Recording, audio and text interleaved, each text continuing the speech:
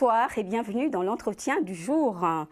Dans le cadre d'Ambition Africa, le rendez-vous économique majeur entre l'Afrique et la France, la RDC a été mise à l'honneur, notamment à travers l'intervention de son Excellence M. Guilain Nyembo Mbouizia, ministre d'État, ministre du Plan et de la coordination de l'aide au développement de la RDC, que nous avons le plaisir de recevoir ce soir. Nous évoquerons avec lui les partenariats responsables, les réformes économiques, les investissements ainsi que les grands programmes structurants du pays. Monsieur le ministre, bienvenue et merci d'être avec nous. Bonsoir madame, merci. Alors, monsieur le ministre, vous avez été directeur de cabinet du chef de l'État. Vous pilotez le programme de développement local des 145 territoires destinés à réduire les inégalités et à transformer concrètement le quotidien des populations congolaises à travers des investissements dans les infrastructures sociales de base. Autre axe majeur de votre action, l'amélioration du climat des affaires, où vous coordonnez la mise en œuvre et la vulgarisation des réformes économiques pour attirer davantage d'investissements. Vous êtes aussi à l'origine de la modernisation et du suivi de l'action publique grâce aux plateformes numériques MESAC et CISAC conçues pour renforcer la transparence et l'efficacité gouvernementale. Monsieur le ministre, encore une fois, bienvenue. Merci. Dans l'entretien du jour. Merci, madame. Alors, monsieur le ministre, vous êtes venu à Paris pour participer à Ambition Africa. Vous êtes intervenu avec un message particulier sur le partenariat responsable. Le partenariat responsable. Et donc, on voudrait savoir, monsieur le ministre, sur ce partenariat responsable, pourquoi avoir choisi cette thématique et comment définissez-vous ce partenariat et en quoi est-il urgent d'accélérer sa mise en œuvre? Voilà, donc partenariat responsable parce que je pense qu'aujourd'hui, dans le monde entier, il y a des cris d'alarme pour dire que le développement social n'avance pas. Donc les Nations Unies, maintenant, depuis 2023, a constaté déjà que pour les objectifs de développement durable, donc il y a déjà un souci pour que nous puissions atteindre ces objectifs-là, tels que évoqués 17 pour 2030. Oui. Donc c'est déjà un problème. Récemment à Doha, donc il y a eu encore ce sommet sur le développement social qui encore a donné encore un autre cri pour dire qu'il est temps de pouvoir aller plus vite dans ce que nous sommes en train de faire.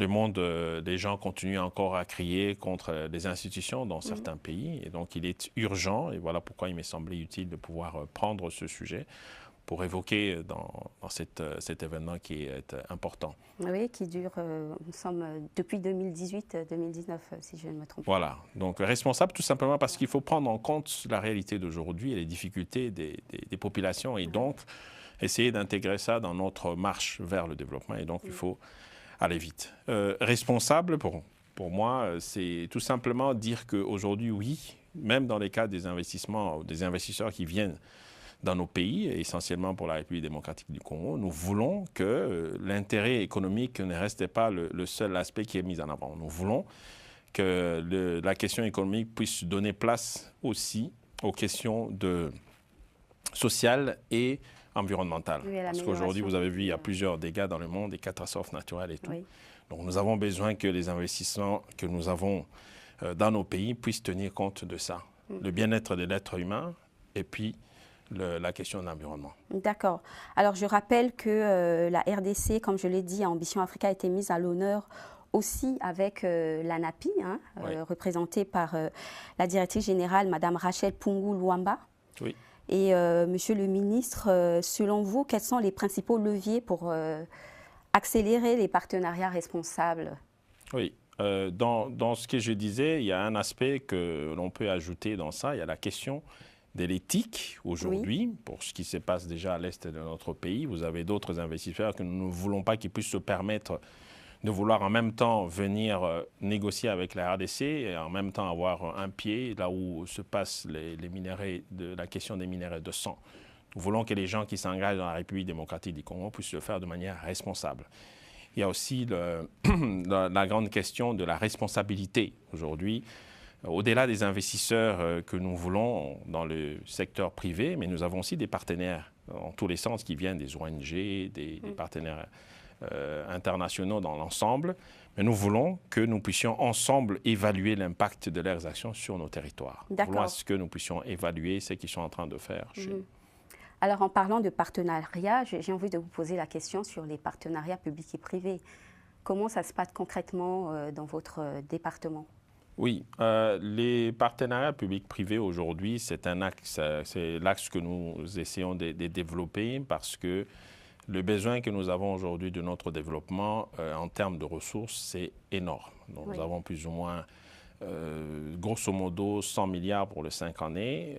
Et donc, pour nous, ça fait une affaire de 20 milliards chaque année qu'il faut mobiliser. Et dans ça, il y a au moins 46% qui est réservé au secteur privé. Et voilà pourquoi nous développons des instruments pour permettre justement d'attirer les secteurs privés. Donc, quel est l'instrument législatif, par exemple, pour encadrer? Aujourd'hui, nous avons un décret qui est mis en place. Donc, nous sommes en train d'opérationnaliser justement pour permettre au secteur privé d'être mieux informé par rapport aux règles qui sont établies pour pouvoir tisser des partenariats publics-privés avec la République. Des partenariats publics-privés responsables.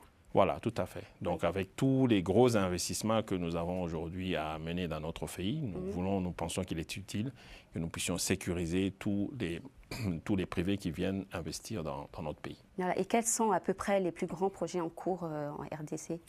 Aujourd'hui, les projets, il y en a beaucoup. À foison, avec des partenaires multiples. Il y en a beaucoup. Vous regardez la taille continentale du pays. Mais bon, si je prends seulement Inga, où nous avons besoin que le secteur privé puisse avancer. Aujourd'hui, nous sommes en train de continuer la marche. Le barrage. Voilà, le grand barrage d'Inga. Aujourd'hui, nous avons déjà démarré cet effort d'investissement avec la Banque mondiale, avec le décaissement de 250 millions aujourd'hui qui sert de cadre, de pouvoir préparer le projet dans sa meilleure forme. Parce qu'il s'agit de former les gens qui vont construire ce barrage, les gens qui vont travailler. Donc, il y a une partie qui est essentielle de préparer les milieux dans lesquels le projet sera mené. Mais il y a d'autres grands projets. Aujourd'hui, on parle de couloirs, des corridors Lobito. Donc, on parle aussi de la ZLECAF et...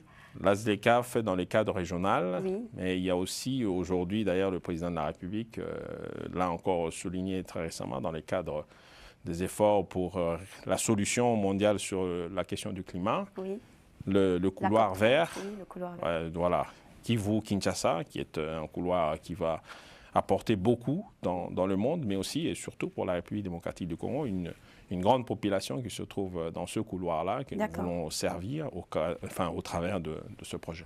C'est tout comme le barrage Inga au niveau de la sous-région qui est très important. Bien sûr, un projet continental en réalité, parce que la RDC en elle-même a énormément de projets, des petits projets hydro dans le pays, mais le Inga est essentiellement un projet qui est destiné à servir les secteurs miniers qui est en grand besoin d'électricité et puis la région, bien sûr. Oui, d'électricité pour améliorer les chaînes de valeur et l'exploitation. Bien sûr, la transformation sur place dans le pays. Ouais.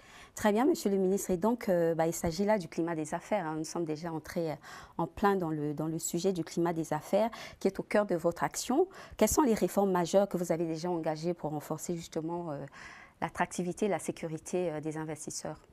Aujourd'hui, comme je le disais, conscient de la part qui est réservée au secteur privé dans l'effort du développement de notre pays, nous travaillons depuis déjà un bon moment et très récemment, nous avons remis encore en place notre matrice qui a été revisitée pour permettre justement à toutes les parties prenantes de pouvoir participer, privés, sociétés civiles, partenaires techniques et financiers, tout le monde a participé dans cet effort-là de la construction de cette matrice. Cette matrice aujourd'hui est mise en œuvre par tous nos ministres réformateurs qui, chacun dans son domaine, doit pouvoir opérationnaliser ces réformes pour que le signal soit donné au niveau du monde privé. Donc ça, c'est une chose, mais dans ça, donc, il y a tous les secteurs qui sont concernés.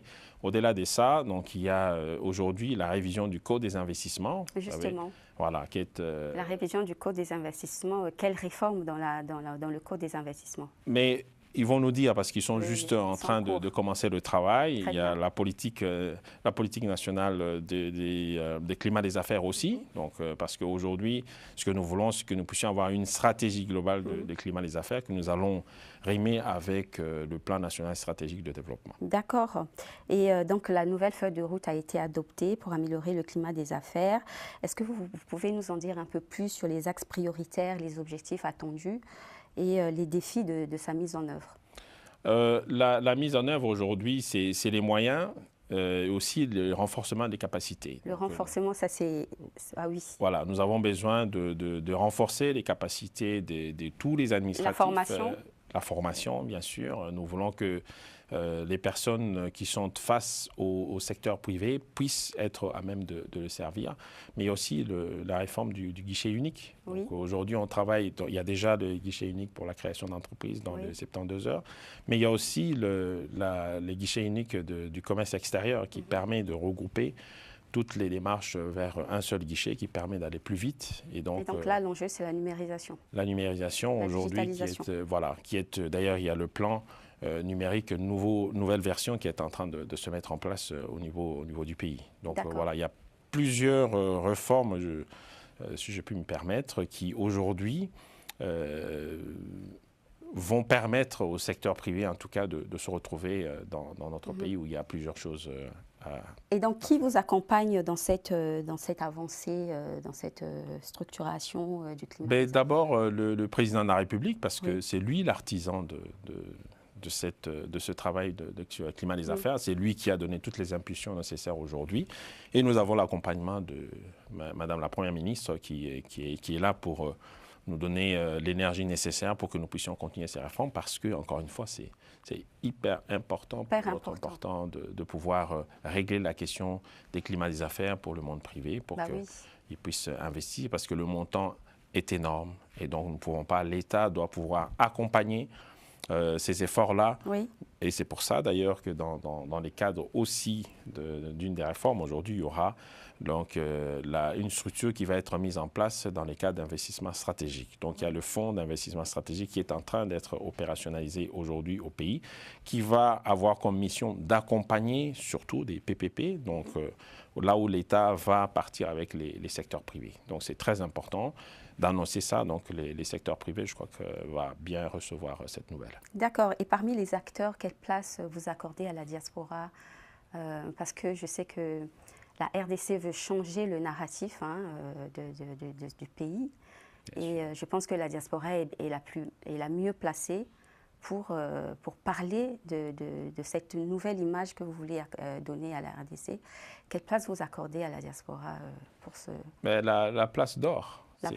C'est notre âme, c'est ce que nous avons de mieux dans le monde qui sert d'autres pays, mais que nous voulons que cette diaspora puisse venir servir son pays. Donc aujourd'hui, j'ai parlé des renforcements des capacités, mais nous avons déjà d'autres capacités qui sont prêtes aujourd'hui à servir le pays. Voilà pourquoi nous pensons qu'ils ont une place essentielle pour notre pays. Nous allons d'ailleurs avoir des discussions avec la diaspora ici pour déjà leur informer, de donner des bonnes informations qu'elle peut avoir pour lui permettre de mieux se déployer. De mieux s'impliquer, de mieux se déployer dans le pays. Et dans surtout, le pays, pour la rassurer. Et puis pour bâtir des ponts, comme c'est le terme à la mode actuellement, bâtir des ponts entre la RDC et les autres pays du monde. Et aider surtout à ceux qui peut-être ne comprennent pas toujours bien la RDC. Vous avez parlé du narratif. Nous avons besoin, pas seulement la diaspora, mais aussi les médias, d'ailleurs, parce que vous avez aussi la part de pouvoir contribuer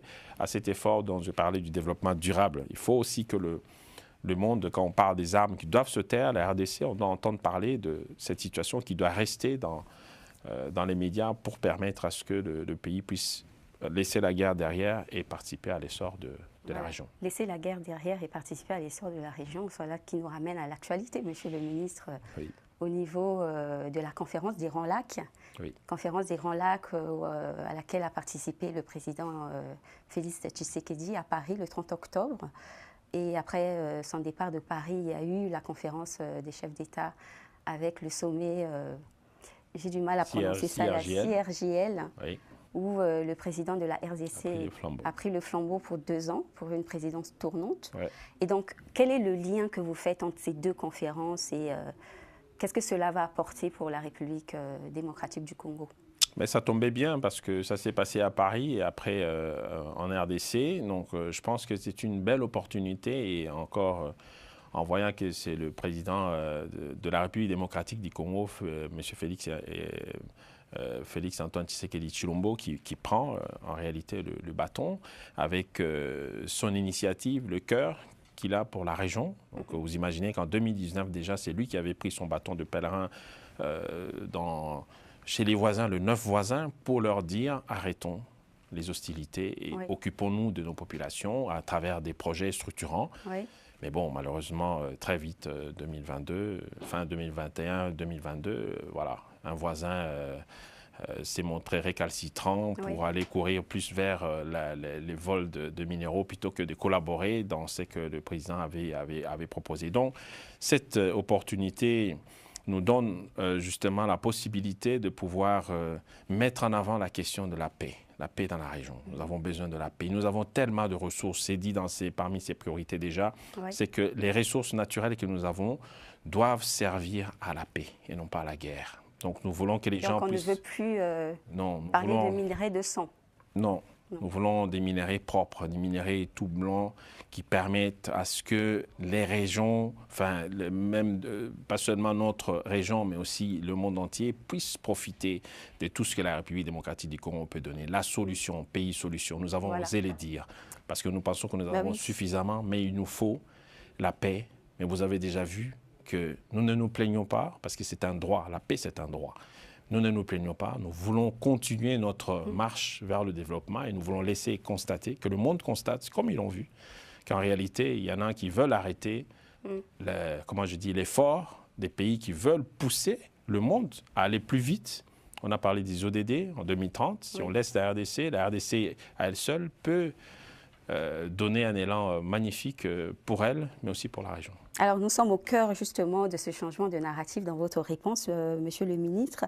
Vous parlez de pays solution, donc RDC, terre d'opportunité, pays solution, le plus grand pays en Afrique centrale. Hein. C'est un pays continent, comme on l'appelle, où les défis se transforment en opportunités. Mais comment accompagner justement concrètement cette dynamique de transformation, Monsieur le ministre ?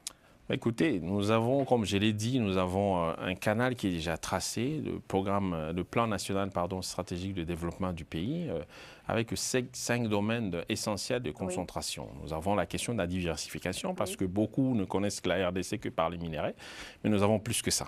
Mais déjà, la diversification dans le secteur minier, mais aussi et surtout la diversification pour toucher d'autres secteurs, le secteur agro-industriel, nous avons le secteur du service, le tourisme. Hein, donc, voilà, nous voulons cette diversification pour nous permettre de pouvoir absorber le chômage que nous avons dans les pays. Il y a aussi des infrastructures énormes dont nous avons besoin pour les pays, que ce soit au niveau de l'énergie, les routes, les ports. Voilà, il y en a tellement à réaliser dans notre pays. Donc, ils peuvent tous venir nous accompagner dans cet effort-là.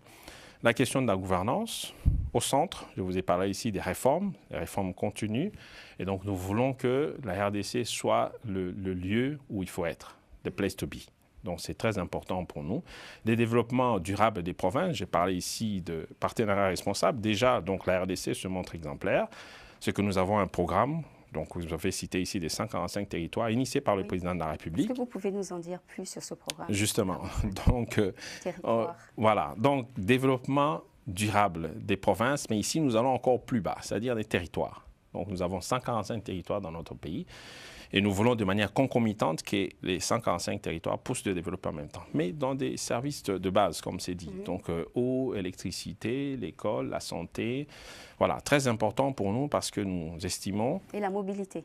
Et la mobilité, bien sûr, parce qu'il y a des routes qui devront être tracées, qui doivent rejoindre les grandes routes pour permettre une grande mobilité au niveau du pays.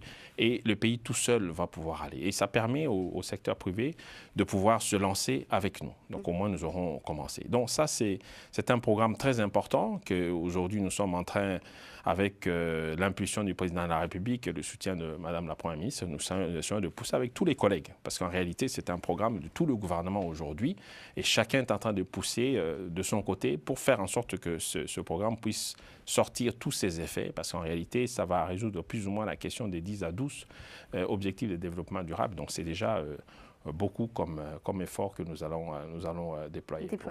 Voilà. Il y a le capital humain pour le 5e domaine. Donc comme j'ai dit, au niveau de la santé, couverture santé universelle aujourd'hui est en train d'être mise en place. L'assurance généralisée adoptée en Conseil des ministres qui va se développer après.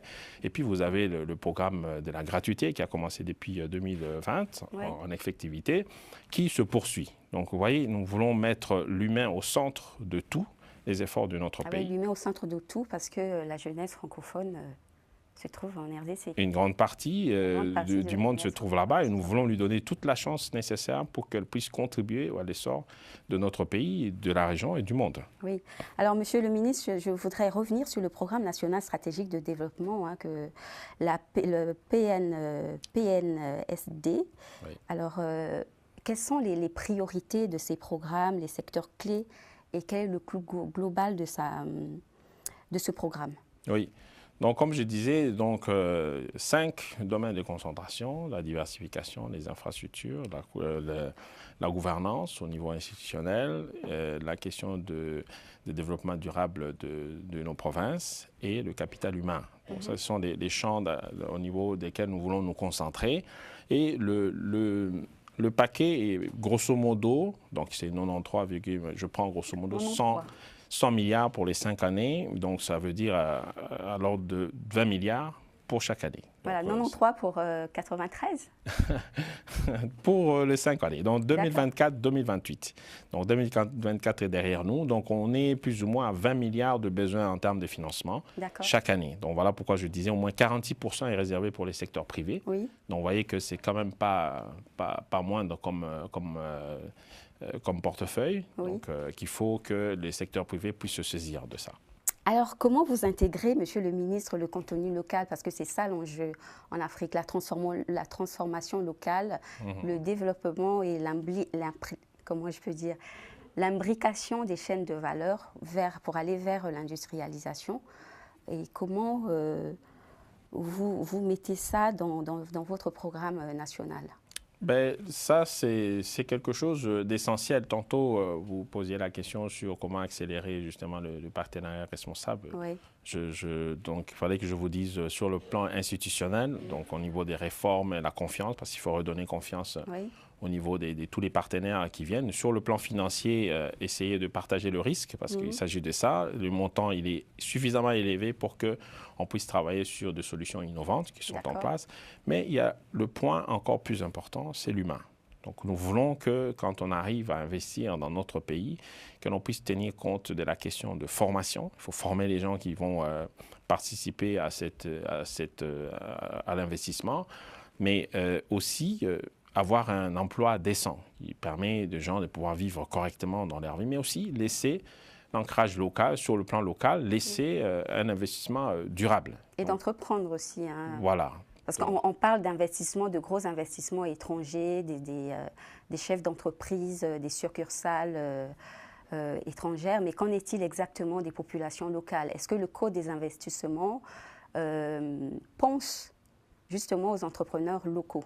Oui, bien sûr, dans le Code minier. Donc, il y a déjà, voilà, c'est prévu le problème de travailler avec les locaux, donc comme on dit, la contenance, local content. Donc, local content, exactement. Voilà, qui est là. Donc, il faut permettre à ce que la sous-traitance, donc c'est essentiellement la sous-traitance, qui doit permettre aux locaux de pouvoir servir des grandes entreprises pour profiter de ces marchés-là, pour pouvoir s'agrandir. Mais aussi les communautés, donc toujours prévu dans le Code, c'est qu'il y a un réversement en termes de l'effort pour préparer les générations futures, mais nous voulons que ça soit développé déjà maintenant.